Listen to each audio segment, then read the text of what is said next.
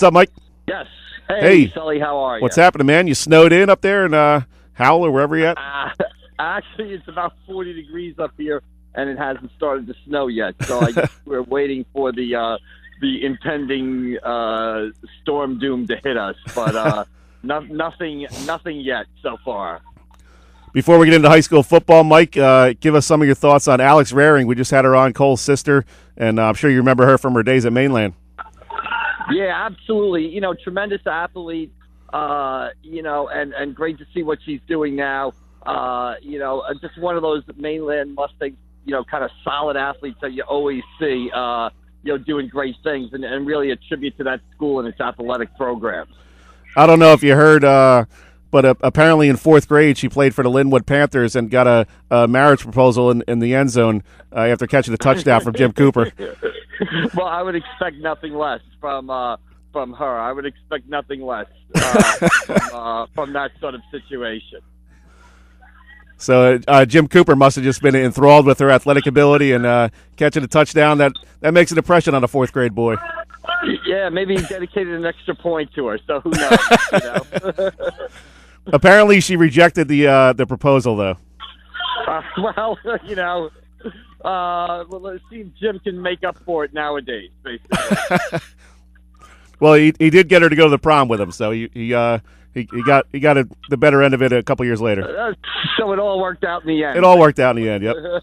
Yes. No, but it's neat to see her having so much success over there at Rowan, and her and Summer Curley, some of those Cape Atlantic League players, Olivia Rulon. So they've really made a nice pipeline to the Cape Atlantic League. Yeah, I mean, and that's what's key about a lot about the schools. Sometimes, we follow these kids in high school and then they graduate and we kind of, although John Russo does a great job in our paper with the college notebook, but, at schools like Rowan and Stockton, I mean, you can get out there and see these players, they're still in the area, they're still playing, and it's great to see what Rowan's been able to do to get, a couple Cape Atlantic League players there together and, help them build a winning program there and see those kids that played against each other in high school a lot now, on the same team, basically. So, Mike, last Saturday and Sunday was championship weekend for high school football. Not really too much surprises as far as you're concerned with Preston Atlantic City teams. St. Joe was able to roll over Mater Dei after a tough first half, and then Hamilton really couldn't get past Shawnee. Just a little bit of a mismatch there for Hamilton, and Shawnee probably the best team in that section. Yeah, I mean, Hamilton, a tremendous run through the playoffs. We talked about it, the tough regular season, the 5-game losing streak, an un-Hamilton-like year for the Blue Devils. They get to the final, and they just ran into a Shawnee team that had beaten them by 4 or 5 touchdowns 3 weeks before, and the same thing kind of happened there. But, a tremendous season for the Hamilton Blue Devils. Lineman Dan Walful, Giancarlo Palmieri at, defensive back and quarterback.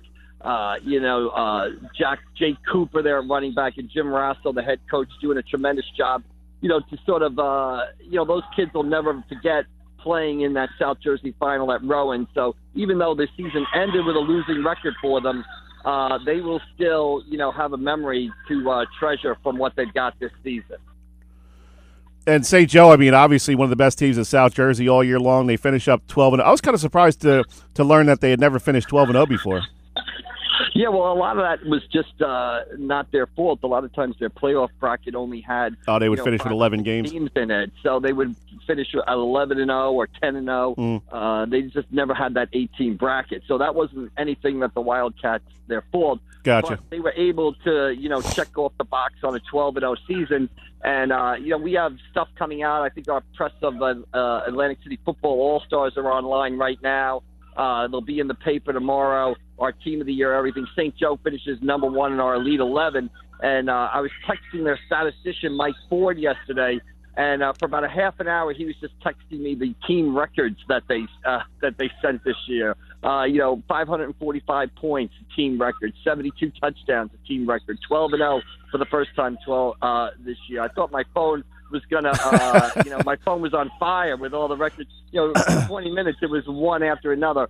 All the things that they were able to accomplish this season. So just a tremendous year for the Wildcats, and it comes after a season where, they were 7-4 last season, and people were wondering, hey, is this program in a little bit of decline? And it turns out they were better than ever.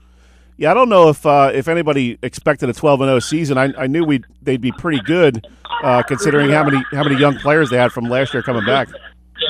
Well, still, and even, the way they lost to Mater Dei in the semifinals last year, 26-0, finishing 7-4, you were kind of wondering, had Mater Dei and frankly Holy Spirit, who then went on to play Mater Dei in the championship game and lose 26-20, had Mater Dei and Holy Spirit passed St. Joe by as far as being, the state's preeminent, small non-public program. And St. Joe came back with a vengeance this season. And able to win, able to go 12-0 and really dominate that championship game. They threw 2 passes and they ran all over the place, and won the game 30-14. Jada Byers and Quasan Towns. I said the only thing St. Joe did wrong in that title game was Jada Byers finished with 199 yards. They couldn't get him one more yard to go over 200 like Townsville at 233. That was about the only mistake they made. Yeah, it was crazy looking at the box score and just seeing. I think they had 1 or 2 pass attempts and 58 rushing attempts between 2 running backs. That's incredible. Yeah, I mean, it was 2 passing attempts and 1 was a gimmick passing attempt. But that's a credit to St. Joe, a credit to their offensive line. Big guys up front like Wisdom Quashie, Brad Lomax up front, and their defense was just tremendous. I mean, they gave up 1 long pass to George Pearson of Mater Dei, who's a dynamic quarterback. But, Sincere Tap consistently pressured them all day.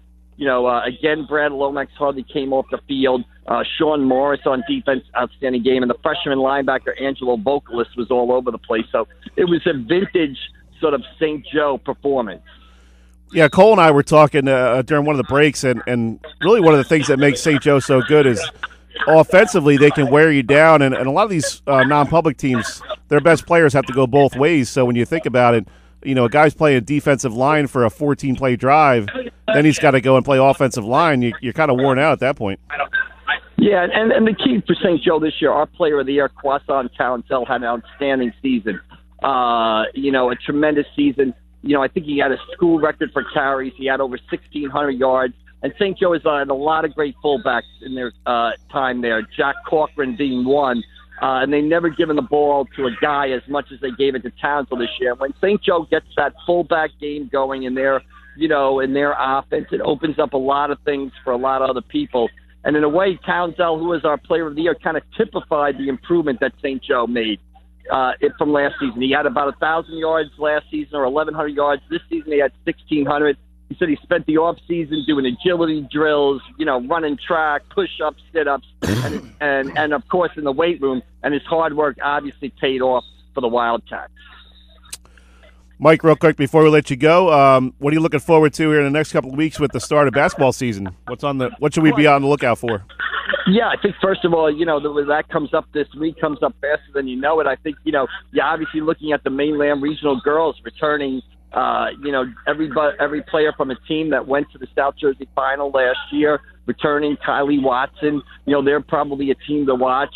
On the boys' side, again, Atlantic City returns a lot with Ray Bethea Jr., Nazim Derry, Flash Morgan. St. Augustine's got, graduates a lot. Justin Mutt and is gone, but Marlon Hodges is back. And Wildwood Catholic has, an excellent team with Caleb Fields, who has committed to Bowling Green, and Taj Feet, who showed a lot of promise last year as a 6'5", 6'6" freshman. So, the season starts, this Friday night. You got Ocean City, PBA tip-off weekend next weekend. And boom, next thing you know, you're into basketball, 3 or 4 times a week. So exciting time of year, and can't wait to get inside a gym and away from these, monstrous snowstorms, basically.